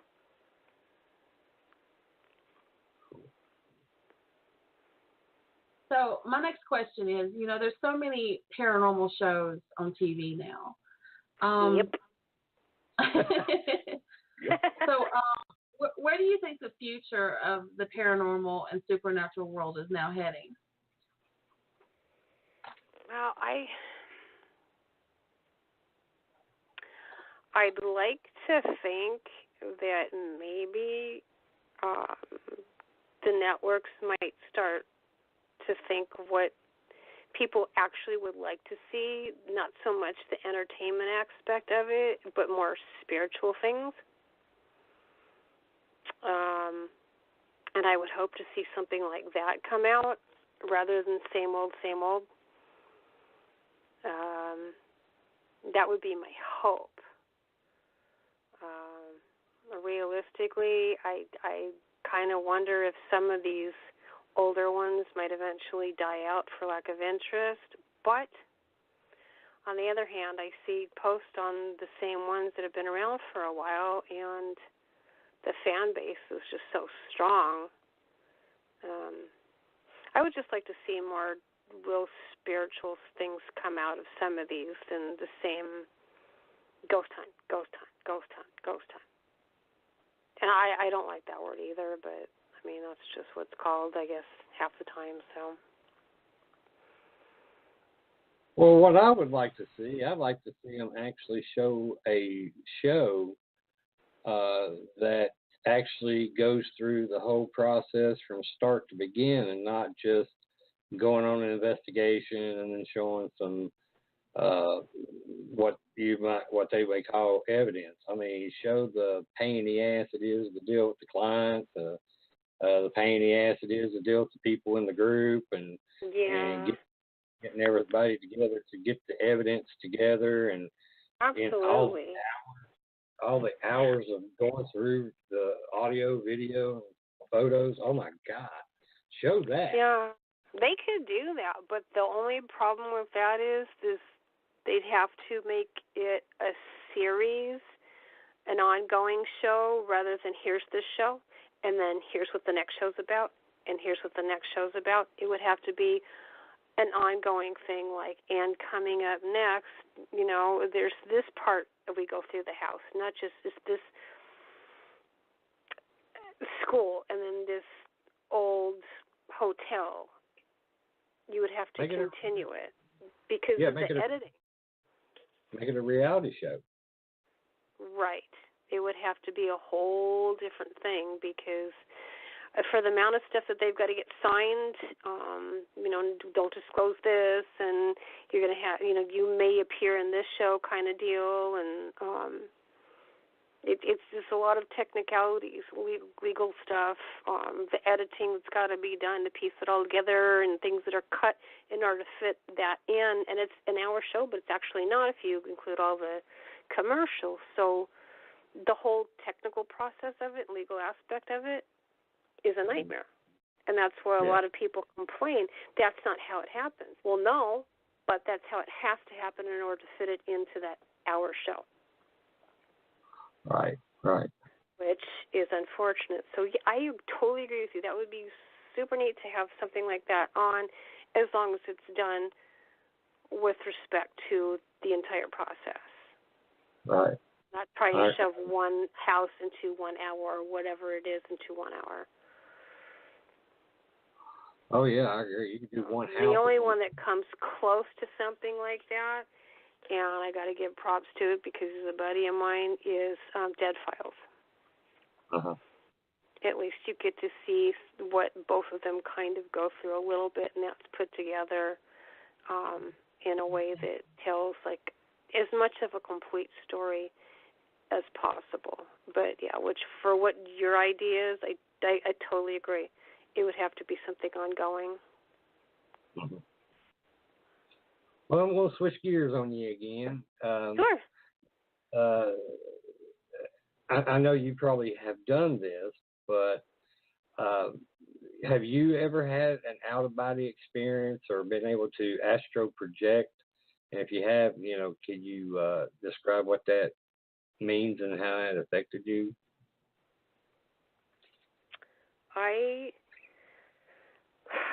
The thing that stands out the most is it was a really heartbreaking situation.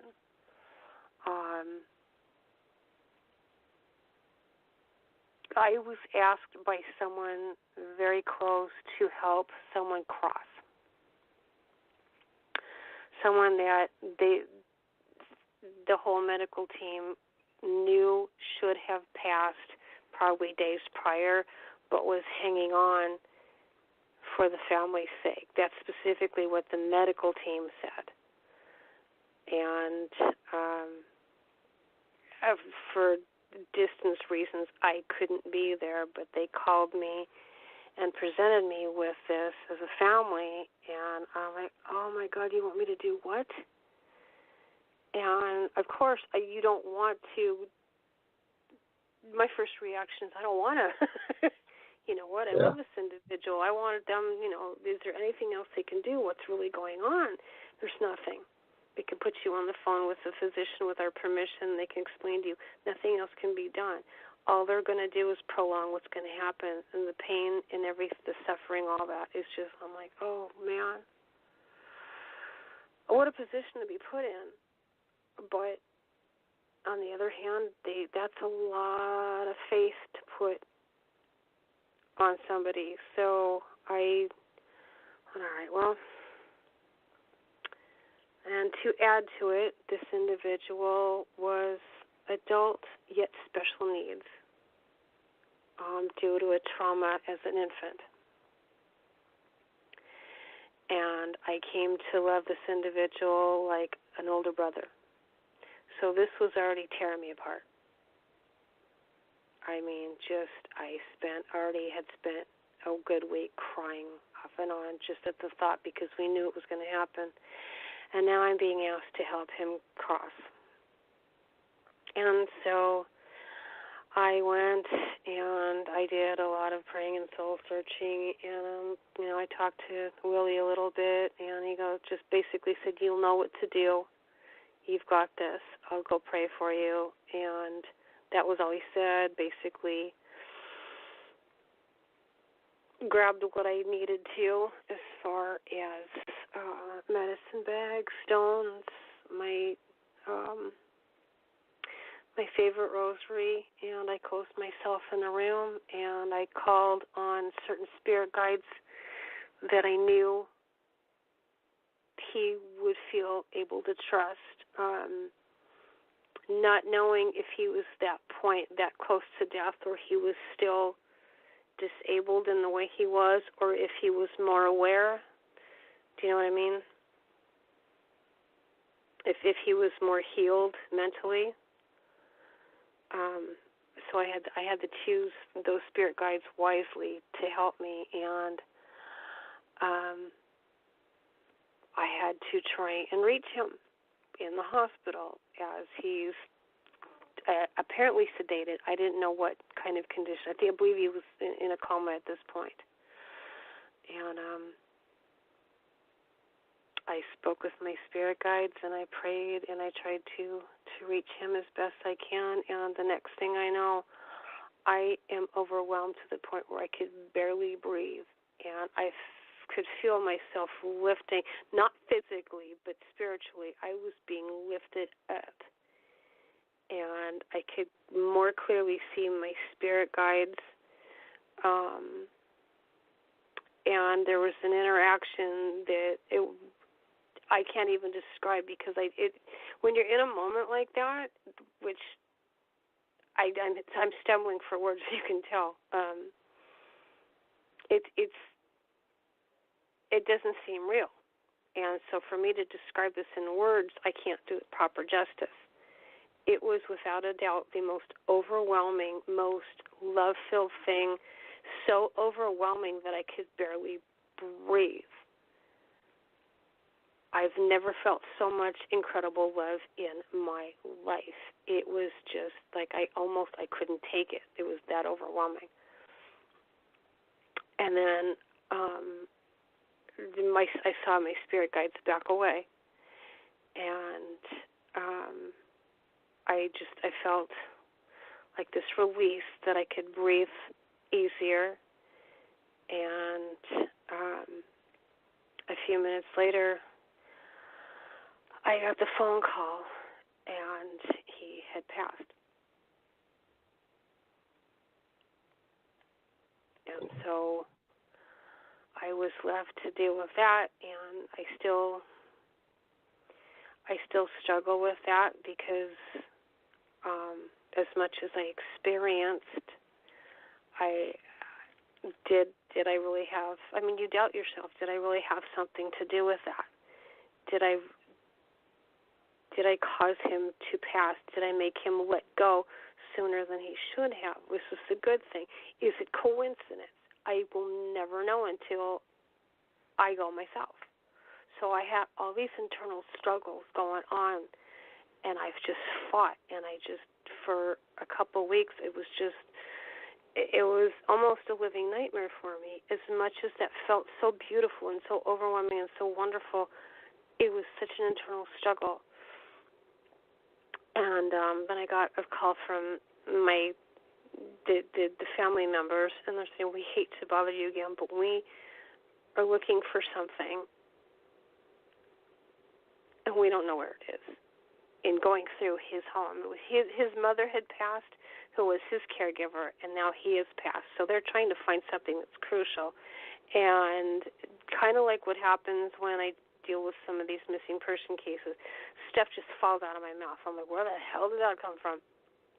And they're like, okay, hang on a second. So they go to this table that had a whole bunch of stuff on it, and I described, I guess it was this little box that had some certain kind of stamp or sticker on or something like that. I'd open it up, and I hear, oh, and there it was. And I'm like, okay, y'all, I can't deal with any of this anymore. I got to have a break. If you need anything, genuinely need something, please let me know. But I have to take a couple steps away from this just for a little bit. And they understood, but it was just it was just too much. Am I glad that I was able to, in air quotes, help? Do I know that I legitimately helped? No. I don't know, like I said. But for that to happen that fast, it's just very bizarre to me. So, anyway, there's that. Well, that's awesome and sad. But have you had any experiences other than the paranormal, such as crypto or any UFO encounters? I have seen some trippy stuff. Yeah. I ain't talking about stuff in shrooms. I'm sorry? I said I'm not talking about the stuff you see while you're taking shrooms. No. No, I'm trying to think of what it was called. I can't think of the right word. It was basically like a version of like a spiritual cleansing, and I'm trying to think of the word, but attuning. It was right after a tuning that I got, and I'm looking, I'm like, I went to Willie again, my best friend. I'm like, dude, you know me, you know I'm not on anything. He goes, just tell me. I'm like, I got to tell you what the hell I just saw. And it was a combination of creatures, and the creature was shaped in such a way where it was like almost like the body was like at angles, severe angles, and not curved like a normal body would be. Very, very bizarre, and didn't move in a normal, I guess, graceful way that a creature like that would move. And he goes, you're seeing something from a different realm. That's perfectly normal if your body accepts the tuning the way it's supposed to be. He goes, you might see some other stuff that you can't explain. Don't freak out. Just, come to me and I'll help you through it or whatever. Or just wait and see what else happens. So that was probably one of the strangest things that I've seen, other than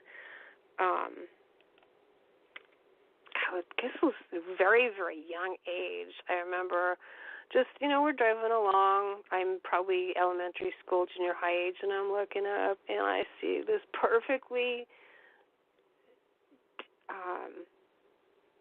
formed disc, and it was pretty much the same color as the clouds in the sky. I'm like, and I like, look at that. I'm trying to point it out, and I think, if I remember right, my dad saw it and went to pull over, but I think, if I remember right, we were on the freeway, and he couldn't, and he just kept going, and I'm like, you saw that, didn't you? He goes, yeah. And we kind of didn't talk about it anymore, because that's kind of like what happened back then. You just kind of let it go. So, and I mean, it was not circle, but like the perfect oval, I guess, from the angle that I was looking at it. I didn't know clouds are shaped like that, seriously, so I don't know what that was, but wow. Yeah. Well, that's so many people I interview, and especially in the paranormal world, they I also have a theory that the cryptos and UFO are somehow linked to the paranormal. I don't know how, but I just have a feeling it is in some way. Well, you had mentioned realms earlier. Mm-hmm. And I mean, there's the spiritual realm. I think that there's different levels, and why certain things that people are constantly looking for won't be caught, because they know how to cross to these different realms. So, and again, it's just a theory, it's just a thought. I got no way to prove it 100%. It's just something that I thought, you know what? What if that's the case? Mm-hmm. just the different realms and how certain beings have different abilities to cross those things, and we as humans can't. I can explain a lot of stuff. Yeah, right? Don't know. Yeah. Couldn't tell you. Well, Donna, we're almost out of time. I got one more question for you about, what are your plans, the rest of the year, and do you have any projects, that you're working on that you're able to discuss? Well, the Disney People Mover documentary should be coming out, if not towards the end of the year, probably the beginning of next year. I'm not sure. I haven't heard back from them yet. I have a possible project that I would do with someone extra special, as long as the rest of the information, I can't really disclose it, adds up. We're real close. So as long as things go how they're supposed to within the next, I'd say, month or so, we'll be making a pretty cool announcement. There may be a convention out here at some point next year, and I've been invited to that. So that would be really exciting because there aren't any out here in Las Vegas anymore. So I'm super excited to see if that still takes place. But other than that, I just continue my work with these cases and helping out however I can. And Grandma, 7 times over, so I'll take another grandbaby any old time. So there's that. Just putting that out into the universe. I'm catching. Yeah, I got 3 right now, and then I'll have 5 by January. Wow! Congratulations. Thank you. And there's more babies to spoil. Absolutely. Yeah, that's pretty much it. And hoping for a trip to Disneyland maybe sometime next year. We'll see. I don't know. But yeah, just keeping my fingers crossed that this special project is able to be announced within the next month. We'll see. That's awesome. Because it would be something near and dear to my heart. That'd be great. I can't wait to announce it so I can say, wow. Oh, I'll let you know before I post it. Joy from back in the day. Whoa. Do you have a website or a place where people can go to contact you if they got any questions, comments, or concerns? How can they get a hold of you?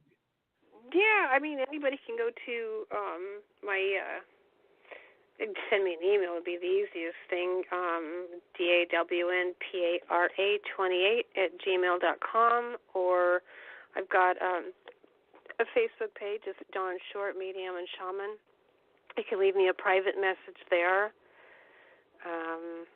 Those are 2 of the best ways possible to contact me directly. So I got a website, but that thing needs a lot of work because it's several years older, and that's a whole deal. So it's just the easiest. Email and Facebook. I got a website, but I tell you, it works fine. It works me to death. Well, Dawn, I do. I appreciate you so much coming on the show and thank you guys so much. I really had a great time talking with you guys. You've been amazing. Oh, you've been awesome, and like I said, it's been such an honor, and we welcome you back anytime. Anytime you want to come back. Oh, thank you. Thanks so much, both of you. I just really appreciate your time and the invitation, and just can't thank you guys enough. Oh, thank you, and stay cool out there. My God, 103. Wow, working on it. Oh, stupid hot. Absolutely stupid hot. Well, Dawn, we won't keep you any longer. You have a good night and a great weekend. Thanks. You too. Thanks so much, both of you. Oh, thank you. Bye-bye. Bye-bye. Bye. Well, that's it for us tonight. I want to thank Dawn Short for coming on the show. You know, we have nothing respect for her and jobs that she's doing. Like I said, we welcome her back anytime. Our guest for next Thursday night, August 30th, we're going to try again, Rennie Barnett. Rennie is a veterinarian. She's a vegetarian. No, that ain't it. She's a vegan. No. She's a veteran television producer. She's going to kill me. Specializing in entertainment specials, series, documentaries, and reality-based programs. Rennie has produced hundreds of hours of television. Her credits include programming for most U.S. networks and many cable channels in America and the UK. So everyone, stay tuned for that for next Thursday night. So everybody, you know, y'all have a good weekend. Be safe, be good, and like I always said, what do I always say? I don't know.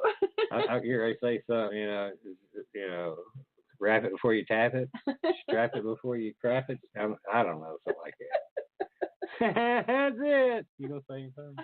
Good night, everyone. Good night. That's it for us tonight. I want to thank everyone that took the time to listen in. I'd like to give a big shout out to the Vibe Radio Network and to Ryan for putting up with us. Also to all the first responders and our men and women in the armed services. Thank you for your service and the sacrifices that you and your families make every day to keep our great nation safe. Tune in next week to another exciting show starting at 10 p.m. Eastern Standard Time. Everyone can go to our Facebook page Within the Chaos, and don't forget to like our page to see upcoming guests along with past shows, postings, or you can also go to my website at www.blackdiamondps.org or blogtalkradio.com/Vibe Radio Network. Also, we have a YouTube channel, so go to YouTube. Look up Within the Chaos for past shows. Thanks again. Until next week, everyone have a safe weekend and have a good night. And love you all. Be careful out there.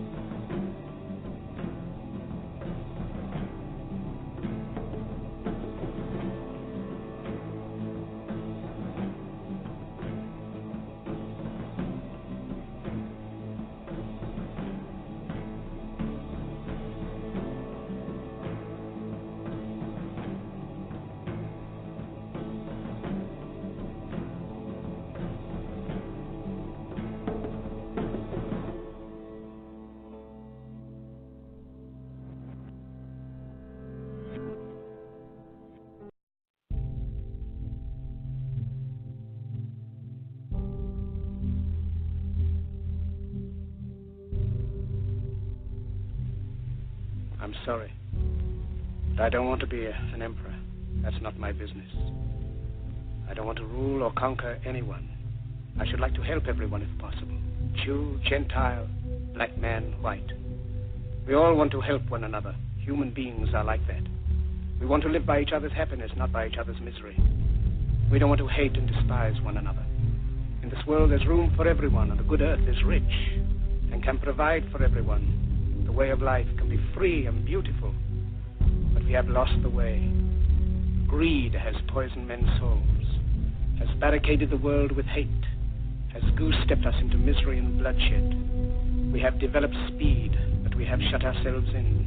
Machinery that gives abundance has left us in want. Our knowledge has made us cynical, our cleverness hard and unkind.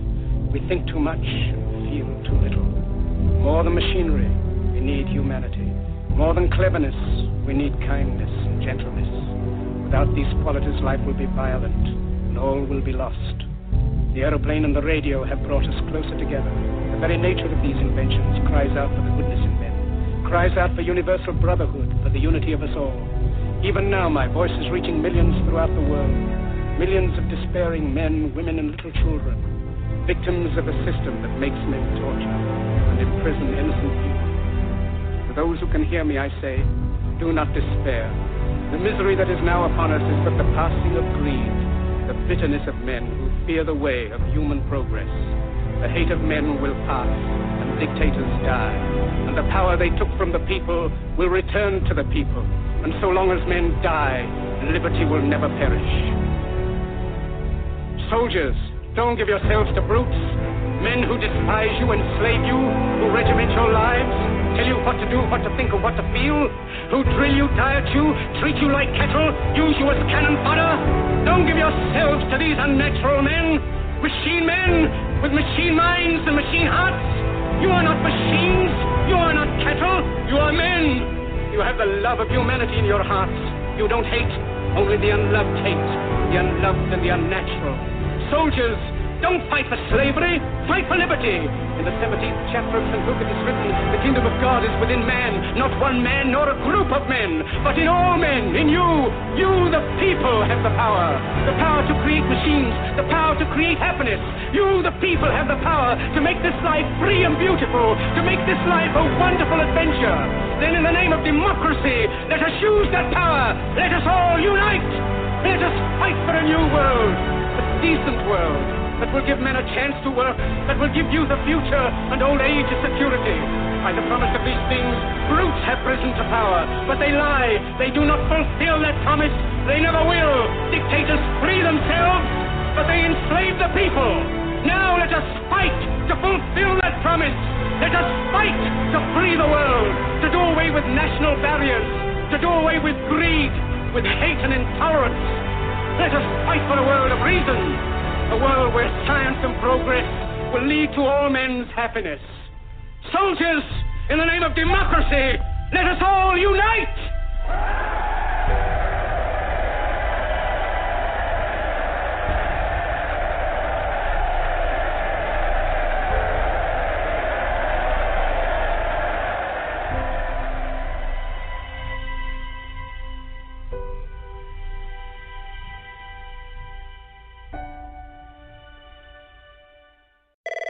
You've reached the High Fashion Hotline. Hi, my family is so bummed the countdown to the end of summer is here. Don't be. It's the start of huge savings at Old Navy. Old Navy? Yep, kick off your fall fashion with Old Navy's major savings. Right now, get 50% off all tees, 40% off all dresses, and 30% off all jeans and sweatshirts. 50, 40, and 30% off? That's a countdown I love. Then get to Old Navy. Tees start at just $6 for adults, $4 for kids at Old Navy and OldNavy.com. What are we waiting for? Old Navy, here we come. High fashion, Old Navy. Valid 8/23 to 8/25. Excludes in-store clearance. Active licensed and men's package tees. You've reached the High Fashion Hotline. Hi, my family is so bummed the countdown to the end of summer is here. Don't be. It's the start of huge savings at Old Navy. Old Navy? Yep, kick off your fall fashion with Old Navy's major savings. Right now, get 50% off all tees, 40% off all dresses, and 30% off all jeans and sweatshirts. 50, 40, and 30% off? That's a countdown I love. Then get to Old Navy. Tees start at just $6 for adults, $4 for kids at Old Navy and OldNavy.com. What are we waiting for? Old Navy, here we come. High fashion, Old Navy. Valid 8/23 to 8/25. Excludes in-store clearance. Active licensed and men's package tees.